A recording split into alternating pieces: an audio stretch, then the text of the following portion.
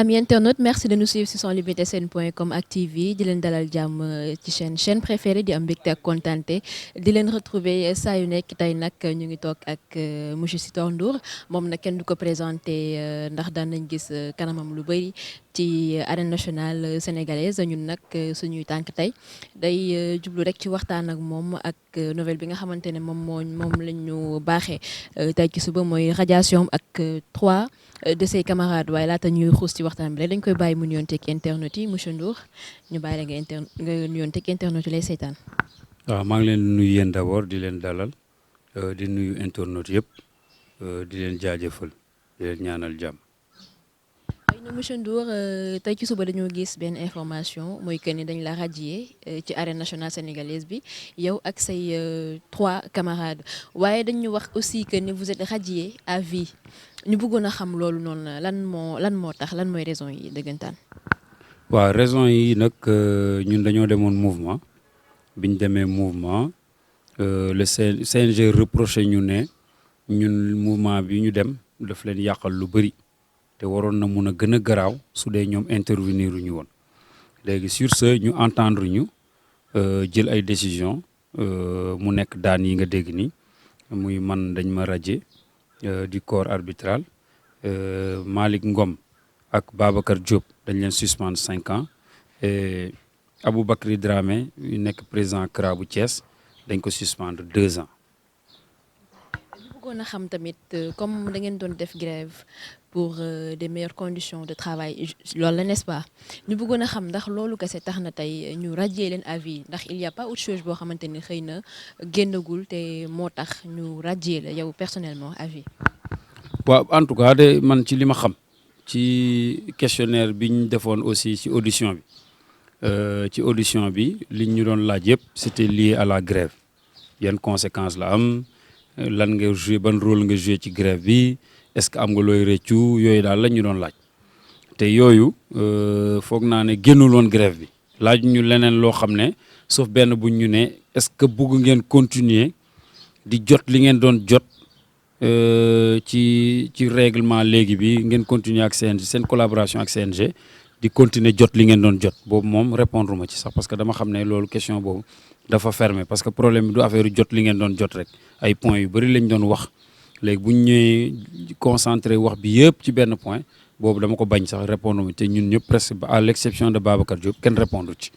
voilà donc xamuma leneen loo xam ne nag weesu na grève boobu xëy na ñoom ñoo ko xam. bu dee loolu moo tax ñu def ko aussi ñoom yëguluñ ma ko voilà. ñu bëggoon a xam exactement comme information bi nga xamante ne moom la ñu jàpp ne moom moo am que ni da ngeen doon def grève pour de meilleures conditions de travail est-ce que mën nga ñëw foofu ak ñun. waaw ñun li ñu doon laaj nag droit la parce que ñun ñooy jël ay risques ñun ñoo demoon en mouvement parce que dafa am point yu bëri yoo xam ne dañ bëggoon CNG ñëwaat ci. Améliorer conditions yi mooy lan mooy assurance su arbitre yi parce que arbitre yi assuré wuñu loolu nag lu ñu yàggoon teg ci table mais kenn mësuñu faale beneen bi mooy honoraire u arbitre yi d'une manière générale laay wax pourquoi ma ne d'une manière générale parce que honoraire u arbitre muy Dakar muy feneen li ñuy jot dafa tuuti trop te man maa ngi fi depuis 97 amul benn changement. mën nañoo xam à hauteur de combien la wala à peu près. waaw loolu wax naa ko c'est que dama ne boo jëlee 100 combats yi 100 combats boo ko jëlee presque plus de 90 combats yoo xam ne arbitre 52 500 la ñuy jot lu extraordinaire par rapport ak lii xew ci làmb ci. arbitre wala. pour 5 arbitres yi ñoom ñooy séddoo 52 500 loolu mooy li am mun na gën a tuuti sax bu dee 7 combats la parce que bu boobaa 35 000 la ñuy jot léegi nag ñun li ñu mun a comprendre mooy pour quelle raison combat yëpp di tolloo. À l'exception de quelques te boo gisee boo jëlee année bi yëpp ay ñaari yoon nga ciy jot yenn somme parce que affaire bi ça part de 35 000 à 750 000 mais 750 000 yooyu de bu dee nga mun nga dem xooli ci CNG ñaata yoon lañ ko jot léegi ni ma la mun a wax rek boo jëlee 100 combats li ci ëpp 90% des combats plus de 90% des combats 52 500 la arbitre juróomi arbitre di séddu voilà. gis ne indemnité financière yi takkuwul noonu trop ñu bëggoon a xam aussi ndax arbitre yi ñoom ci seen jëmi bopp am nañ kaaraange bi nga xamante ne ni moom lañ leen di assurer. waaw kaaraange boobu nee naa la presque mooy base u xeex bi parce que li tax ñu jóg xam nga yàgg nañ kaas loolu di wax ci xaalis bi ñuy jot ci assurance yeeg yooyu mais combat bu mujj bi amoon tension mooy combat ñoom ñaq jëriñu boobu si lañ xool nag danger bi am ci làmb ñu ne nag il est bon ñu jógaat ci suñu kaaraange boobu ak assurance bi man bi ma fi nekkee ba léegi mosuma dégg ñu assurer arbitre Sénégal yi léegi ñu ne léegi assurance yooyu il faut mu ñëw taxaw il faut ñu xoolaat suñu condition ci li ñuy jot il faut que région yi li ñuy jot dañ koy jot Dakar te ñu bind ko ci texte yi président CRG yi di ko appliquer parce que dañ ne en lutte simple en lutte sans frappe 70% des frais d'organisation arbitres yi ñoo ko war a moom mais loolu si région yi amu fa am na région bu mu am nag Fatick am na fa mais du Fatick fépp Diofior am nañ ko Fatick ville am nañ ko mais du ñëpp ko am li des yëpp kenn amu ko ci maanaam CRG bi daal mooy toog rek xool xëj lu ko neex rek ne am leen waaw léegi nag région yi bu ngeen fa demee di ngeen gis seen bopp di nga gis arbitre yoo xam ne ñetti fan la ñuy arbitrer te di am 1500 francs wala 1000 francs te ñoom seen combat yi day dem ba ay 2 heures du matin 3 heures du matin suba si ñu ñëwaat am loolu dafa doy waar loolu doy waar a ngi noonu. ñu bëggoon a xam aussi face à problème yi nga xamante ne moom nga soulever nii ndax am ngeen intention saisir la justice pour abus de pouvoir. waaw loolu yooyu yëpp bu ñu suñu waxtaanee suba xëy na ñu yegg fa parce que am na lu bëri lu ñu proposé am na ñu woo sax ñoo xam ne seen xam-xam si loolu la màcc nee ñu ñun dañ leen bëgg a jàppale parce que dañoo xam ne yéen a ngi ci yoon il faut ñu def nii ak nii mais loolu yëpp ñun jëlaguñ ci benn décision suba dañuy toog waxtaan ak arbitre yëpp muy Dakar ak région yi après soog a jël décision ci loolu yëpp parce que journée bi ba léegi ñu ngi ñuy woo ku nekk mu ngi ñuy jox xalaatam ñenn ñi ne dañoo décider jàppale lu jóge sax extérieur lu ma surprendre extérieur ñoo xam ne dañ ne ñoom dañoo bëgg a jël dossier bi en main yóbbu ko fi mu war a nekk waaw. ñu bëggoon a xam aussi président CNG muy Alioune Sarr comment est-ce que mu am yenn pouvoir yi bay radier ay arbitres à vie loolu aussi bëgg nañ nga ñëw ci bu baax a baax fekkee ne am nga ci xam-xam. waaw radiation bi commission règlement et discipline moo ko def seulement avant ñu koy notifier dañuy jaar ci bureau bi léegi nag bureau bi su affaire bi jàllee noonu su amee appel nag la beneen commission juridique di dugg maanaam moment bii daal ñoom jël nañ seen décision def radiation bi nag foog naa ne bu ci président Alioune Sarr àndul woon ak président commission règlement et discipline du am parce que quoi qu'on dise politique personne morale mu ngi ci su waxoon ne du am joué na ci rôle bu am solo parce que lu tax déjà menace lañ démarré woon ci benn réunion di ma wax ne bu affaire yi jotee na ngeen jël seen matuwaay léegi nag foofu lañ yegg nii moo tax sanction bi mu amee du lu ñu bett parce que loo xam ne xëy na dañ ko préparé woon daal waaw. ñu bëgg a xam aussi comme da ngeen ne suba incha allah di ngeen dajaloo pour xool naka ngeen di mën a def est-ce que ci seen programme bokk na ci ngeen interpeller ministre de la justice Amadou Matar Ba pour mu jàppale leen ministre des sports Matar Ba pour mu jàpp ci loolu. waaw ñun fi ñu toll nii nag yeggaguñu woon foofu parce que loo gis rek étape la parce que ñun dañoo jàpp ne CNG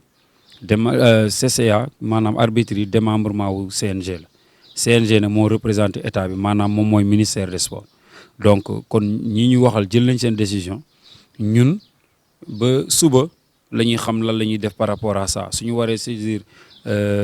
kii Matar Ba dinañ ko def suñ ko waru saisir aussi dañuy toog parce que dañuy jàpp ne Matar Ba mooy CNG rek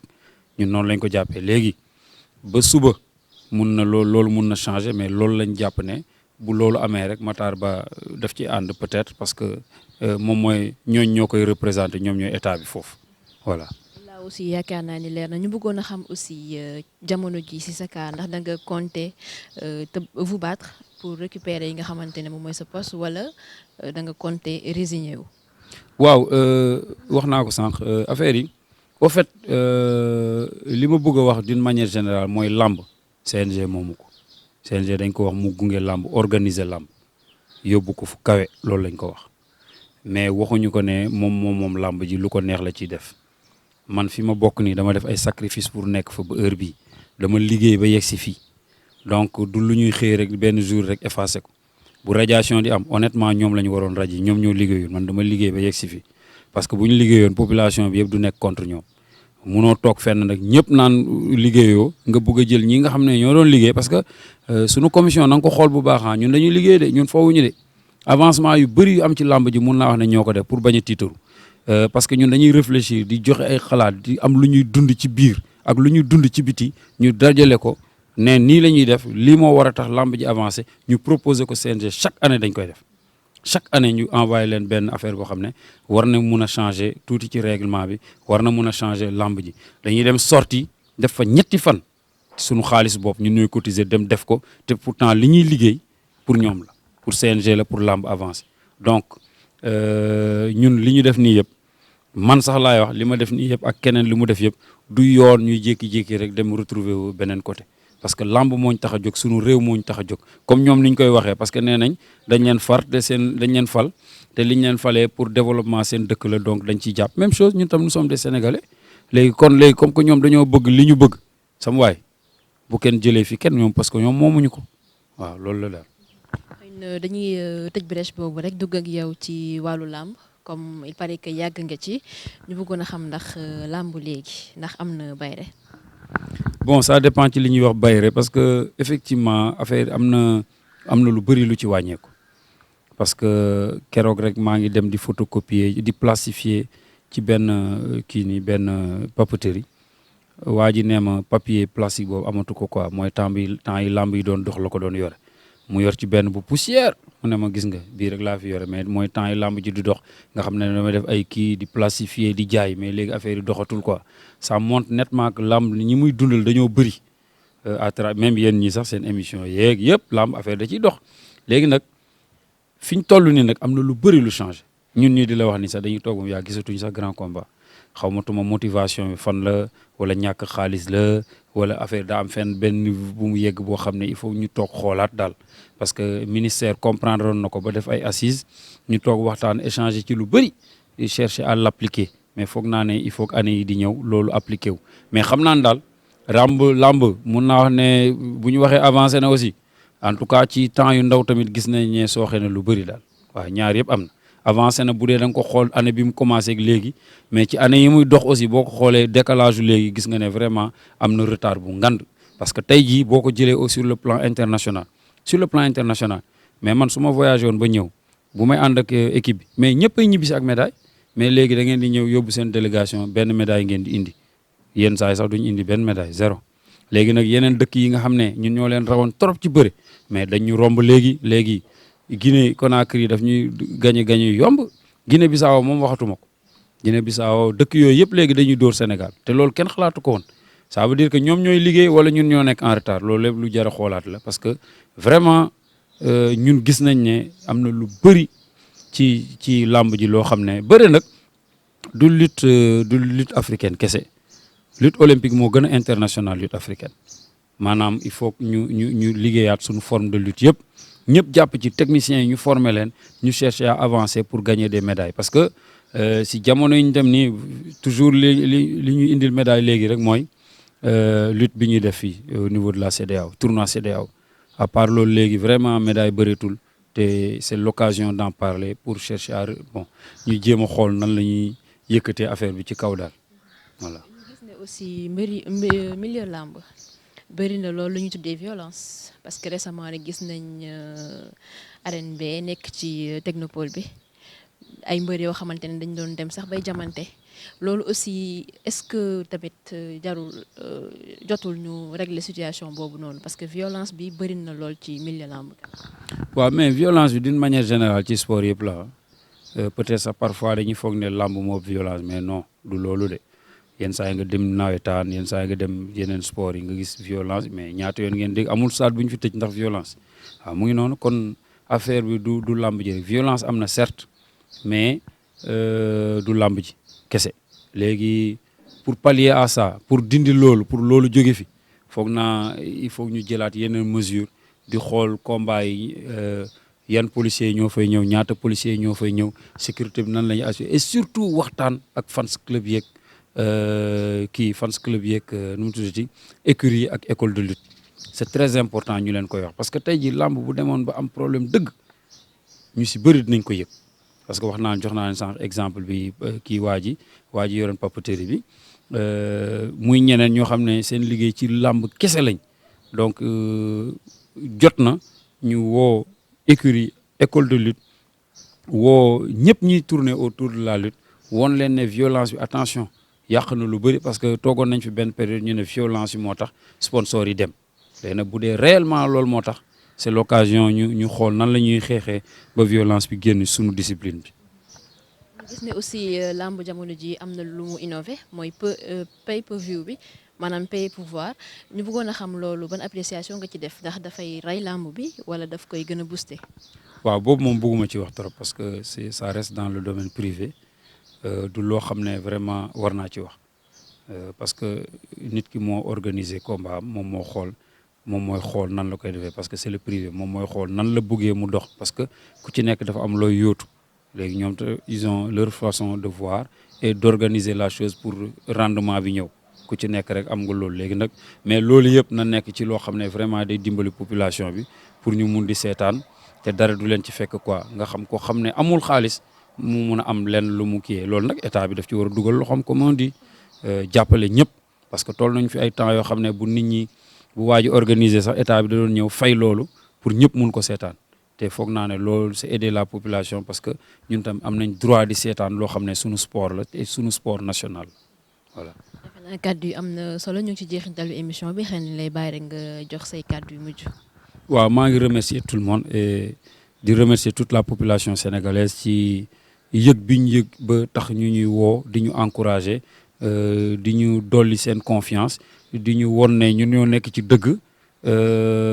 soutien bi daal ñëpp yëg nañ ko incha allah ñun lamb rek lañ am amuñu leneen